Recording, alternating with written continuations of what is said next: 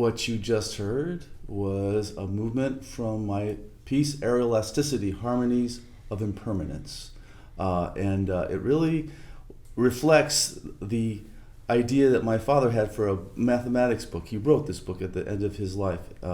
It's about the subject of aeroelasticity, and it really struck me as a great title and influence because it was about sound, air currents kind of competing with each other and making this incredibly mathematical puzzle that you could use to study flight patterns. And so it seemed like music kind of crashing into each other. And the music that I write definitely brings together a lot of styles. And it's also trying to make harmony out of something that's always changing.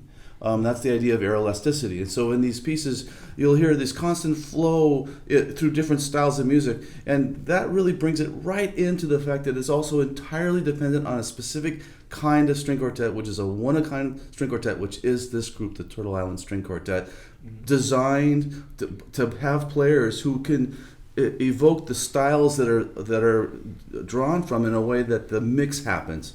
As opposed to being one-style players going at it and trying to travel over there. And so this is a group that's been together for 30 years, and yet it's also a brand new group because we have new members. Obviously, some of them are younger than me, and so part of the process of this piece was also to come up with something that was ours, the four of ours, that we could find out who we were as Turtle Island String Quartet. Yeah. I enjoyed the piece. I love it. It's very difficult, but I think that I think we can handle it. I didn't really have to find a new way to play it. It fit inside of the cello, but I think from cellists who play with the pizzicato parts with like one finger, that may be a little hard for them if they're not used to playing with two fingers. Where'd you get that two-finger thing? I got that from my teacher, Ron Carter. What's his name again? Ron Carter. Ron Carter.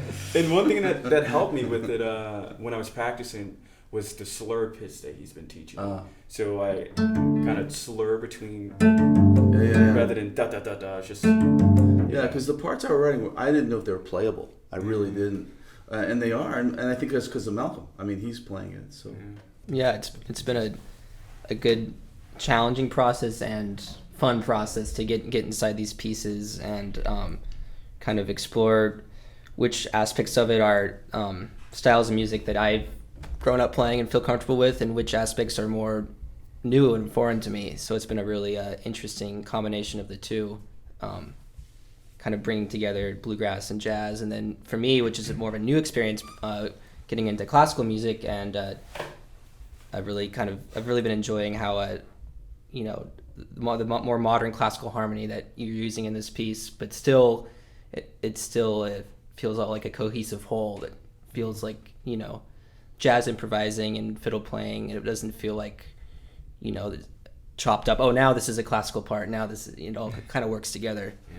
So Turtle Island, the way I write, has always been about the music comes in the middle of the styles and then says you'll have weaknesses, and I do too. And then we're challenged, and I'm still challenged. I'm very challenged. I think in addition to the different genres that are kind of all in the piece, it's another interesting challenge is going in and out of improvised sections versus through composed sections. And that's another thing I enjoy about this piece is a lot of what's composed sounds like it could be improvised, but then and vice versa. So that's been an interesting challenge is how to kind of keep that freedom in the music to make it sound like it's improvised, but also have control to play this the really complicated music at the same time. So I agree. This specific string quartet, I'm going to say again, each member of this quartet we come together with our primary grounding being in modern jazz improvisation. That's the one thing, because if you can reach the stage where you can really play jazz